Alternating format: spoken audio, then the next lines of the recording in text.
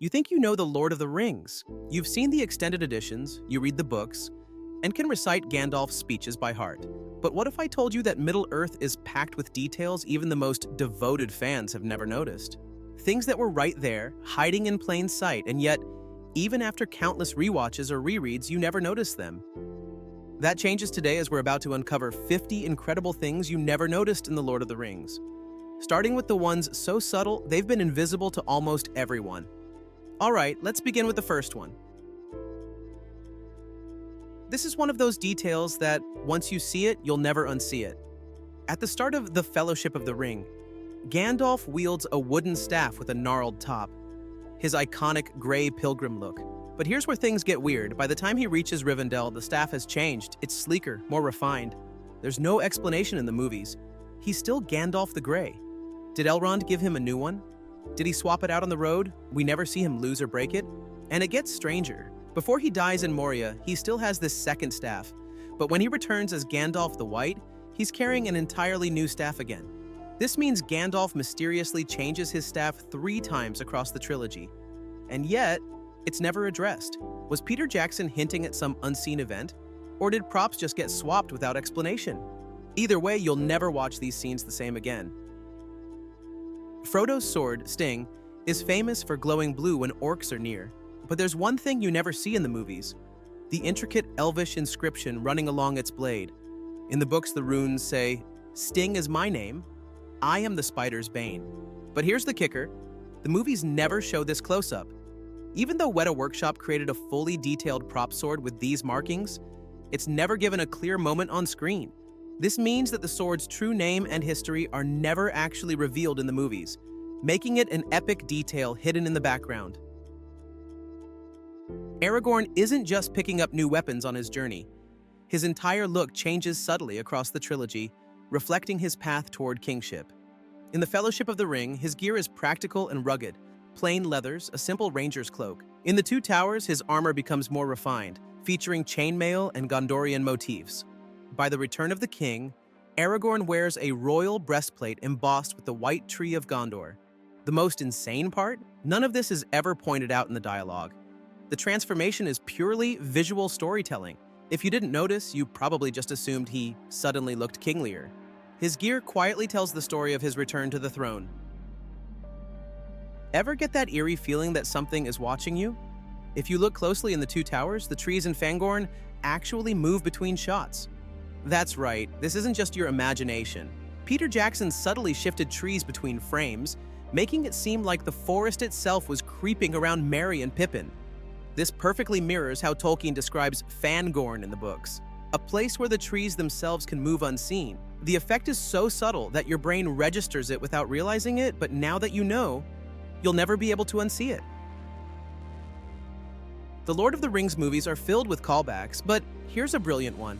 The last shot of The Return of the King secretly mirrors one of the first. At the end of the trilogy, Sam enters the Green Dragon pub, sees Rosie, and quietly sits down with a drink. The exact same pub appeared in The Fellowship of the Ring, when Frodo and Sam were still carefree Shire folk celebrating the simple joys of life. The contrast is heartbreaking. In Fellowship, Frodo and Sam drink with laughter. In Return of the King, Sam drinks alone, forever changed by his journey. No words are needed. The framing, the lighting, and the setting tell the entire story.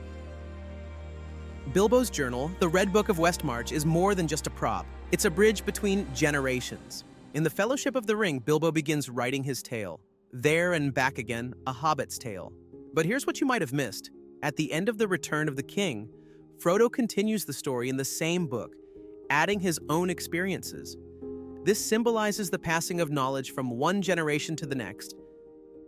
Even more mind-blowing? The book is later given to Sam, implying that he will continue the tale after Frodo departs for the Undying Lands. This means that The Lord of the Rings itself is written from Frodo and Sam's perspective within the world of Middle-earth, turning the entire trilogy into an in-universe historical record. This one is pure nightmare fuel. If you slow down the Balrog scene in The Fellowship of the Ring, you'll notice something terrifying. His face is actually made of fire. It's not just a random mass of flames. Hidden within the fire, you can make out a skull-like face with glowing eyes, twisting in and out of the inferno. This means the Balrog's fire isn't just an effect, it's alive. It has a form, a mind, and possibly a soul. Jackson never gives us a crystal clear look, but this subtle detail makes the creature infinitely more terrifying. How many of these details did you already know? Drop your score in the comments. And if you think this was mind-blowing, wait until you hear about the deleted scenes, casting changes, and lost Middle-earth lore coming up next. Like and subscribe, because unlike the One Ring, it won't corrupt you. In an alternate version of the Two Towers, Arwen was meant to fight at Helm's Deep. Yes, you heard that right. Originally, the film's scriptwriters wanted Arwen to join the battle alongside Aragorn and the other warriors, adding more action to her character arc. In fact, Liv Tyler trained for months with a sword, preparing for these fight scenes. But here's where it gets insane. They actually filmed parts of it. If you watch closely during the battle, there are a few frames where Arwen can still be spotted. She was digitally removed in post-production, but some brief moments slipped through. One clear shot, when Legolas, Gimli, and Aragorn retreat over the bridge into the keep, Arwen was originally in this scene, and if you pause at the right moment, you can still see a flash of her red dress. One of the best friendships in The Lord of the Rings started out as a heated competition, but we actually missed a lot of it. While the movies kept the fan-favorite kill count scenes, there were originally more hilarious rivalry moments between Legolas and Gimli. In one cutscene from the Two Towers, Legolas snipes an Uruk-hai from far away, only for Gimli to charge toward the body and confirm the kill before Legolas can claim it. Another deleted moment? At Helm's Deep, Legolas uses a shield as a surfboard down the stairs, which we see in the final film. But right after that, Gimli was supposed to try the same move, only to fall flat on his face. While these were cut to keep the battle more serious, it would have been peak Legolas-Gimli energy. In the theatrical cut of The Return of the King, Saruman completely disappears from the story. One of the most powerful figures in Middle-earth is defeated off-screen, a decision that left many fans confused. But in the extended edition, we get a proper ending for the fallen wizard. After Isengard is flooded, Saruman stands atop Orthanc, refusing to surrender. He and Gandalf exchange words, but before he can attack, Grima Wormtongue stabs him in the back, and then Saruman falls. But here's the brutal part. His body doesn't just hit the ground. Instead, he lands on a spiked wheel below, a slow, painful death as the machine turns. His lifeless form is impaled as Orthanc crumbles around him. Peter Jackson later admitted that cutting this from the theatrical version was a mistake, as it left Saruman's fate unresolved. One of the biggest changes in The Return of the King, Sauron was originally meant to fight Aragorn in physical form. Yes, instead of battling a troll at the Black Gate, Aragorn was going to duel the Dark Lord himself. The scene was even partially filmed. There's footage of Aragorn fighting a tall, shadowy figure with a massive sword. This was meant to be Sauron in his original body, reappearing for the final battle. But at the last minute, Jackson changed course. He scrapped the Sauron fight, replacing him with a large CGI troll. The reason? He felt Sauron's physical presence weakened the mystique of his character. Keeping him as a distant, all-seeing force was more terrifying. That said, many fans believe the original battle would have been legendary. One of the most controversial changes from book to film is the complete removal of the Scouring of the Shire. In Tolkien's version of The Return of the King, Frodo, Sam, Merry, and Pippin return home only to find the Shire in ruins. Saruman, having survived the fall of Isengard, has taken over the Shire, turning it into a mini-dictatorship. The hobbits, now hardened by war, lead a rebellion to reclaim their home. Merry and Pippin become fierce warriors, and Frodo, now weary of violence, refuses to fight, choosing mercy instead. This was a crucial part of Tolkien's message. Even after great victories, darkness can still spread unless people fight for what they love. Peter Jackson cut this entire sequence, believing it slowed the pacing of the finale. Instead, we get a brief glimpse of the Shire in Frodo's vision, an eerie reminder of what could have happened. Sean Bean's portrayal of Boromir's heroic last stand is one of the most emotional moments in the trilogy. But what if I told you that the full version is even more heartbreaking? In a deleted scene, we see Aragorn rushing toward Boromir even earlier, but he's still too late to stop the final arrow. Even more tragic, Boromir tries to stand up and keep fighting, despite having multiple arrows in his chest. He refuses to fall until he has no choice. This extended scene adds even more weight to his redemption arc, showing just how hard he fought to protect Merry and Pippin. In the theatrical cut of The Return of the King, Eowyn kills the Witch King and is later seen recovering in bed. What we don't see, the full Houses of Healing sequence from the book where Aragorn himself heals Eowyn and Faramir using Athelas, King's foil. This moment is symbolic.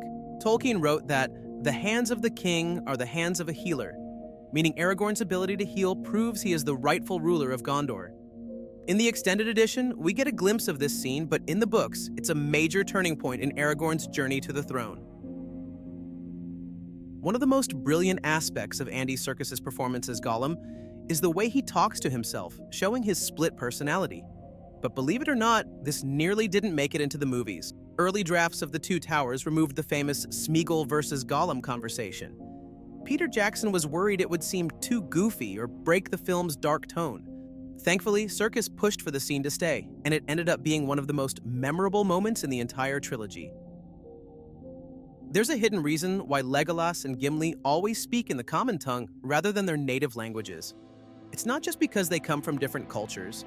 It's because elves and dwarves view language in completely opposite ways. Elvish, Quenya, and Sindarin is a language of beauty, poetry, and song, meant to be spoken openly. Dwarvish, Khuzdul, is a secret language kept hidden from outsiders. Dwarves never teach Khuzdul to non-dwarves. In fact, even within their own people, they only use it in private. This is why Gimli never teaches Legolas any dwarvish phrases. It's forbidden. Meanwhile, elves see language as an art form to be shared, which is why they leave their inscriptions on weapons, landmarks, and tombs. This means that even in casual conversation, Legolas and Gimli's cultures are at odds, something Tolkien wove into the very fabric of their languages. Mordor isn't just a scary name, it's linguistically designed to sound evil. The word Mordor comes from Old English and Old Norse roots. Mor, Old English, means darkness, death, or despair. Dor, Old Norse, means land or region. So Mordor literally means land of darkness. Even if you don't know the etymology, your brain instinctively feels the weight of the name.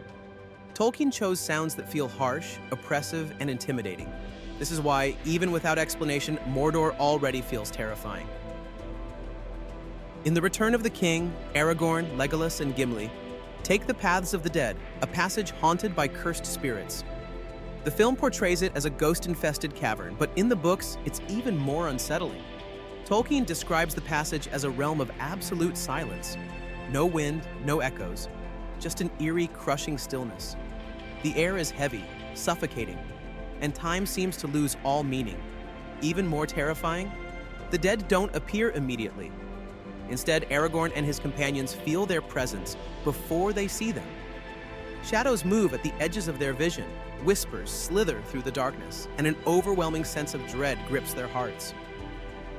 The ghosts in the film are visually dramatic, but the book's version is psychologically nightmarish. Mordor was home to far more than just orcs and trolls. Sauron also commanded monstrous creatures that never made it to the films. One of the most terrifying, Thuringwethil, a vampire servant of Sauron from the First Age. Described as a winged horror, Thuringwethil served Sauron in his fortress at Tol in Garhoth, the Isle of Werewolves. She was capable of shape-shifting and was one of the earliest known vampires in Middle-earth. Her name literally means Woman of the Shadowy Twilight, and her presence in Tolkien's world suggests that Sauron's forces included far worse things than orcs. Though she doesn't appear in The Lord of the Rings, Thuringwethil's existence hints at a larger, darker world of creatures that lay hidden in the deep past of Middle-earth. Sauron's Dark Tower, Barad-dûr, wasn't built overnight. In fact, it took over 600 years to complete. Construction began in the Second Age when Sauron still wore a fair disguise, deceiving elves and men into thinking he was a noble figure. With the help of the One Ring, he raised Barad-dûr stone by stone, turning it into the greatest fortress of evil ever seen. When Sauron was defeated at the end of the Second Age, Barad-dûr wasn't completely destroyed, only its upper sections collapsed. The foundation, built using the ring's power, remained standing for thousands of years until Sauron returned. This explains why, in The Lord of the Rings, Barad-dûr was rebuilt so quickly, because the original structure had never truly fallen. Shelob isn't just a random monster guarding the pass into Mordor. She's one of the last living remnants of a far darker age. She is the descendant of Ungoliant, a monstrous spider from the First Age who nearly devoured the light of the world. Ungoliant was a being of pure darkness, a creature that even Morgoth, the original Dark Lord, feared. She helped Morgoth destroy the two trees of Valinor, plunging the world into shadow and chaos. Shelob, compared to her ancestor, is a mere offspring, but her size and intelligence suggest she inherited much of Ungoliant's dark power. This makes her far more than just an obstacle for Frodo and Sam. She's a remnant of an ancient terror that once threatened the gods themselves. The Ringwraiths, or Nazgul, are some of the most terrifying beings in Middle-earth, but their true nature is even worse than what's shown in the movies. They weren't just corrupted men, they were souls permanently bound to the world, unable to fully die. Their rings granted them unnatural longevity, but over time, they lost all sense of self. They became mere extensions of Sauron's will, no longer existing as individuals. Even worse, they could still feel pain. In the books, it's hinted that the Nazgul, while appearing fearless, suffer in their existence. Their bodies are gone, but their minds remain, trapped between the physical world and the void.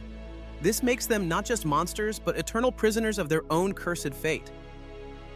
In The Return of the King, Aragorn and Gandalf encounter the mouth of Sauron, a horrifying emissary with rotting lips and a sinister grin. What many don't realize? He was once a normal man. The Mouth of Sauron was a human who entered Sauron's service centuries ago and, through dark sorcery, became something inhuman. He had forgotten his own name, his past, and even his true face. His existence became entirely devoted to Sauron's will. The film version toned down his role, but in the books, he was a far more unsettling presence. A chilling reminder of what happens when a mortal serves darkness for too long. The massive tentacled creature outside the mines of Moria is a mystery in the films. It's never explained where it came from or why it attacked. But Tolkien gave a clue. It's something far older than the world of men. The Watcher in the Water is described as a deep, nameless horror, possibly from the time before Morgoth. It had lived in the dark for untold millennia, hiding in the forgotten places of the world. The moment it sensed the ring, it attacked Frodo immediately.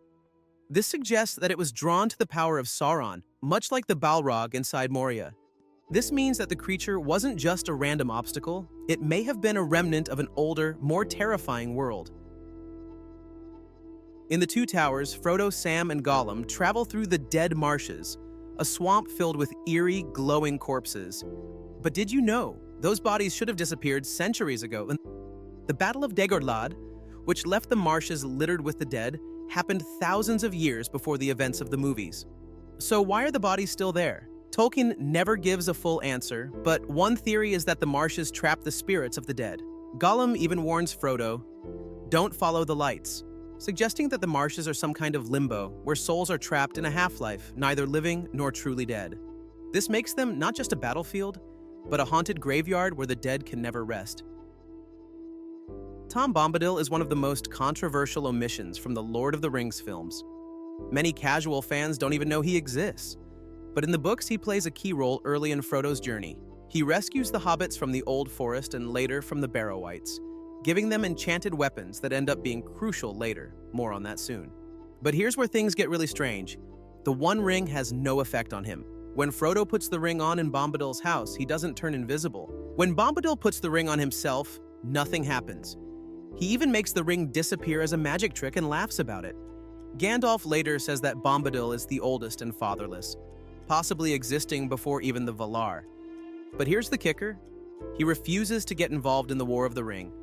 He simply doesn't care about power. Tolkien never fully explains what Bombadil is, but some theories suggest he's an embodiment of nature itself, a force beyond good and evil. By removing him, the films erased one of the most enigmatic characters in Middle-earth. Remember in the Fellowship of the Ring, when Arwen carries Frodo to Rivendell and calls upon the river to sweep away the Ringwraiths? That never happened in the books. In Tolkien's version, this role was actually played by Glorfindel, one of the most powerful elves in Middle-earth. Glorfindel isn't just a random elf, he's one of the few elves to have died and come back to life. He was originally slain in the First Age while fighting a Balrog. His spirit was sent to the halls of Mandos, where he was restored by the Valar and sent back to Middle-earth. By the time of the Lord of the Rings, he's essentially an immortal warrior with insane power. Peter Jackson replaced him with Arwen to give her more presence in the story, but in doing so, he removed one of the most legendary elves in Tolkien's world.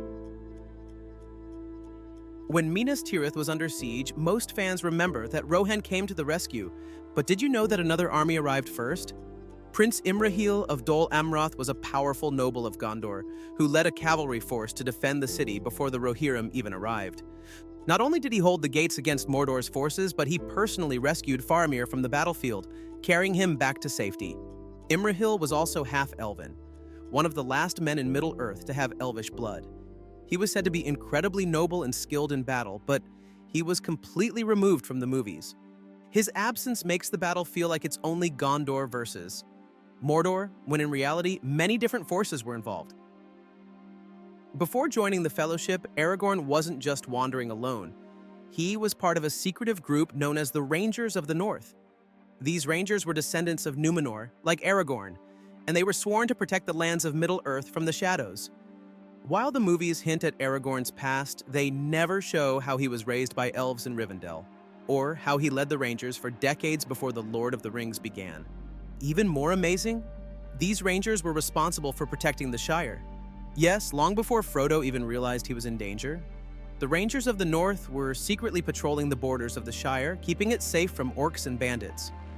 By leaving them out, the films missed a chance to show that Aragorn was never just a lone wanderer. He was part of an ancient order, watching over Middle-earth in secret. Gollum's death seems like an accident. He wrestles the ring away from Frodo, loses his balance, and falls into the fire. But what if it wasn't an accident at all? There's a theory that the ring itself chose to let Gollum fall because it had no other choice. The moment Gollum bites off Frodo's finger, the ring is finally back in the hands of a devoted servant. But at that exact moment, the ring is at its most vulnerable. If it tried to corrupt Gollum, he might hesitate or delay. Instead, the ring lets Gollum fall into the fire, believing that its master Sauron could still reclaim it somehow. This means that Gollum, despite everything, was still the key to destroying the ring, but not in the way he expected. Faramir's film portrayal is dramatically different from his book counterpart. In the movies, he struggles with wanting his father's approval and nearly takes the ring from Frodo, only to change his mind later. But in the books, Faramir never even considers taking the ring. When he meets Frodo and Sam, he immediately recognizes that the ring is a force of corruption. Unlike Boromir, he refuses to touch it, saying, "I would not pick it up if I found it by the wayside." His wisdom and restraint prove that he is actually stronger than Boromir in many ways, not physically, but mentally and spiritually. Peter Jackson changed his character to add more internal conflict, but in doing so, he weakened one of the most noble and selfless men in Middle-earth. Most fans remember Theoden's grief over his son's death, but Theodred's story is barely shown in the movies.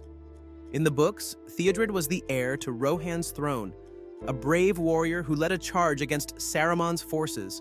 He was ambushed and mortally wounded at the fords of Isen, but his men carried him back to safety, where he died later. What makes this even more tragic? Grima Wormtongue was secretly influencing Theoden to ignore the battle. This means that Theodred's death wasn't just a casualty of war, it was a direct result of Saruman's manipulation. Without Theodred's death, Rohan might not have been desperate enough to march to Helm's Deep, making his loss a major turning point in the war. Most fans know Gandalf, Saruman, and Radagast, but did you know there were two more wizards? The Blue Wizards, known as Alatar and Palando, were sent to Middle-earth alongside Gandalf, but their fate remains a mystery. Tolkien suggests they traveled far east beyond Mordor to weaken Sauron's influence among the men of the East. But unlike Gandalf, they never returned. Some believe they were corrupted like Saruman. Others think they built secret resistance movements against Sauron. Either way, their story remains one of Middle-earth's greatest unsolved mysteries. The Nine Ringwraiths, or Nazgul, were once powerful lords who were given rings of power by Sauron. Over time, the rings corrupted them, turning them into undead servants, neither alive nor dead. But here's the hidden detail. Some of the Nazgul weren't actually men. Tolkien never explicitly confirms their original races, but hints suggest that at least one or two might have been Easterlings or Númenóreans. There's even speculation that one of the Nazgul was originally a sorcerer from the Far East, possibly not even human at all. This makes the Ringwraiths even more terrifying. They weren't just kings of men, but a twisted collection of rulers from across Middle-earth. Their diversity may also explain why some of them wield magic while others are primarily warriors. Everyone remembers the famous scene where Éowyn kills the Witch King, fulfilling the prophecy, "No man can kill me." But there's more to his downfall than just Éowyn being a woman. The Witch King was already weakened before the battle even started, by Gandalf. Earlier, when the Witch King breaks Gandalf's staff at the gates of Minas Tirith, it looks like a total defeat. But in the books, something different happens. As the Witch King is about to strike Gandalf, the Rohirrim arrive and he flees. Why is this important? Because his power was tied to Sauron's will. When Sauron's forces lost their momentum, the Witch King started losing his strength, making him vulnerable enough for Éowyn to kill him. This means that, while Éowyn's bravery was essential, the Witch King was already on the verge of collapse. Most people think Mordor was always Sauron's home, but before that, he had a secret stronghold. Dol Guldur. Located in Mirkwood, Dol Guldur was where Sauron hid for centuries after losing the One Ring. At first, he was known only as the Necromancer, keeping his true identity hidden from the world. During this time, he gathered his strength, sent out his minions, and began corrupting the land. The forest became darker and more dangerous, and evil creatures like giant spiders flourished under his influence. Gandalf eventually discovered Sauron's presence at Dol Guldur, which led to the White Council attacking the fortress. This forced Sauron to flee and return to Mordor, where he rebuilt Barad-dûr. Without Dol Guldur, Sauron might never have regained his power. The One Ring is the most famous of the Rings of Power. But what happened to the 9 rings given to the Ringwraiths? Unlike the One Ring, which was destroyed in Mount Doom, the fate of the 9 is much more mysterious. Some theories suggest that they were either destroyed or faded away when the One Ring was destroyed. Others believe that Sauron kept the 9 in Barad-dûr, using them as tools to control the Ringwraiths. What's certain is that once Sauron was defeated, the Nazgul lost their power and vanished. But whether their rings were completely destroyed or simply lost to history remains one of Middle-earth's biggest unsolved mysteries. The Ringwraiths are terrifying, but did you know they can't actually see like normal creatures? When Frodo puts on the One Ring, he enters their world, revealing that they see shapes, shadows, and auras, rather than physical forms. This means the Nazgul are essentially blind in the normal world. They rely on sound, fear, and the pull of the ring to track their prey. This also explains why. They hesitate when attacking Sam and Frodo. They can sense them, but not clearly see them. They ride fell beasts and horses instead of moving on their own. They need creatures with sharp senses to guide them. In a way, this makes them even more horrifying. They exist in a realm of shadows, completely severed from reality. At the end of The Lord of the Rings, Sauron's eye explodes in a fiery blast, making it seem like he's been permanently destroyed. But here's the unsettling truth. Sauron can't actually be killed. As a Maya, Sauron is a spirit, and his true form was never bound to flesh. When Isildur cut the ring from his hand in the Second Age, his body was destroyed, but his spirit remained. The same thing happens when the ring is destroyed. His power is shattered and he loses his ability to manifest. But this doesn't mean he's gone forever. In the Silmarillion, it's suggested that his spirit was reduced to a powerless shadow, wandering the void, unable to ever take form again. But still, he exists, weak, broken, and unable to influence the world, but not completely gone. The films depict Sauron as a giant flaming eye atop Barad-dûr, which some believe is just a symbolic representation of his power. But Tolkien's descriptions hint at something far worse. Some theories suggest that Sauron really did take the form of a massive lidless eye, his body having been completely destroyed, leaving only this final monstrous manifestation.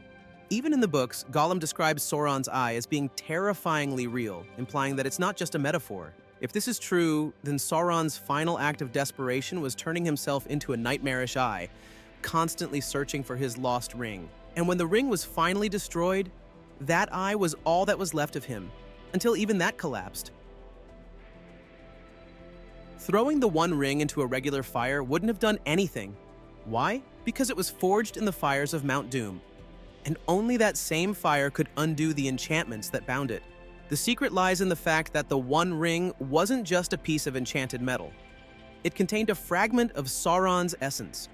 He poured his own power into it, effectively making it an extension of himself. This means that as long as the ring existed, Sauron couldn't truly be destroyed. That's why simply defeating his armies or toppling Barad-dûr wouldn't have been enough. The ring had to be destroyed, or he would always return. This also explains why the ring was so resilient. Ordinary weapons, spells, and even dragonfire wouldn't have been able to break it. The ring wasn't just an object, it had a will of its own. Throughout the story, we see it actively manipulating events to return to Sauron. When Isildur took the ring, it slipped from his finger at the worst possible moment, leading to his death. When Gollum lost it, it somehow ended up in Bilbo's hands. This wasn't just chance. The ring had some level of sentience. Gandalf even warns Frodo that the ring is always looking for a way back to its master. It whispers, tempts, and even influences minds, subtly pushing people towards selfishness and greed. The longer someone carried it, the harder it was to resist its influence, which is why no one could keep it without eventually being corrupted. Many wonder why Aragorn, the rightful king of Gondor, didn't just take the ring and use it against Sauron. The answer? It would have turned him into something worse than Sauron. The One Ring doesn't create new power. It amplifies the strengths and desires of its bearer while twisting them into something dark. For someone like Boromir, who already had an obsession with power, it would have made him a ruthless conqueror. For Gandalf, it would have turned his wisdom into a weapon, making him a tyrant for the greater good. And for Aragorn, he was already a mighty warrior and leader. If he had taken the ring, he would have become a Dark Lord ruling Middle-earth through force. This is why he never even considers it. He knows that no one can wield the ring and remain unchanged. Become too great, and in the end he succumbs, just as Sauron always intended. Bilbo Baggins held the ring for over 60 years, and even though he rarely used it, it still left a permanent mark on him. He aged unnaturally slowly, looking much younger than he should. He became possessive and paranoid, unwilling to let go of it. And worst of all, even after giving it away, he still felt its pull. Imagine if Frodo had kept it for even longer. Gollum had the ring for nearly 500 years, and it completely erased who he once was. This means that if Frodo had kept the ring much longer, he would have become just like Gollum, twisted, corrupted, and completely lost to the ring's influence.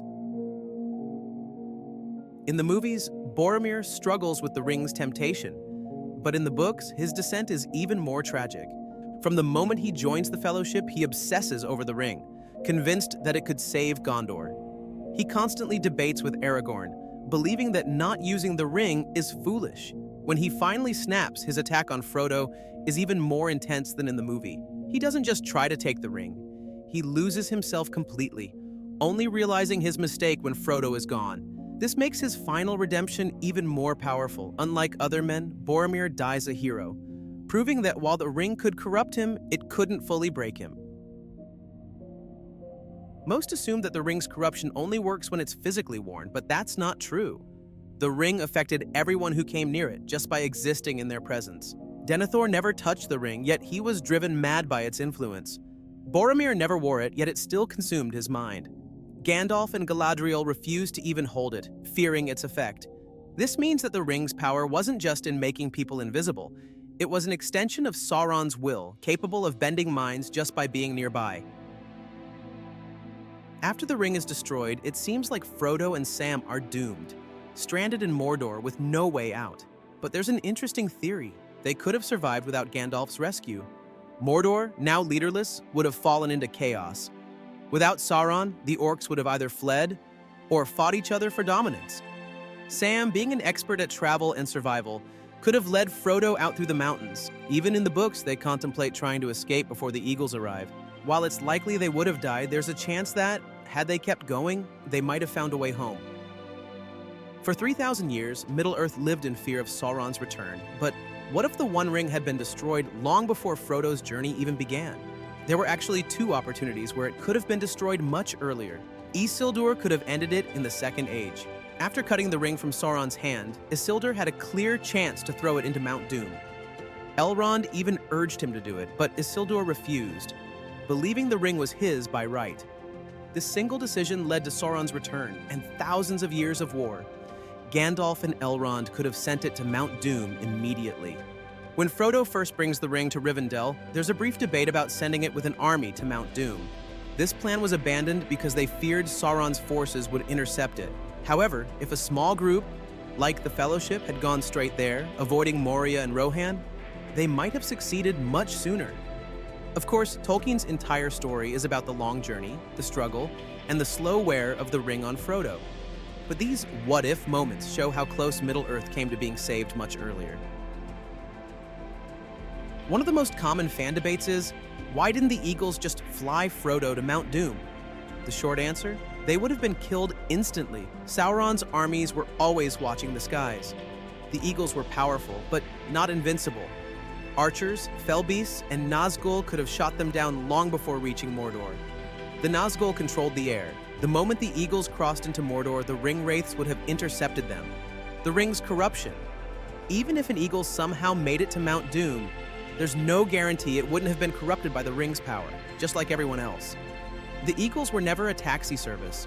They were noble creatures who only intervened when absolutely necessary. What happens after the end of The Lord of the Rings?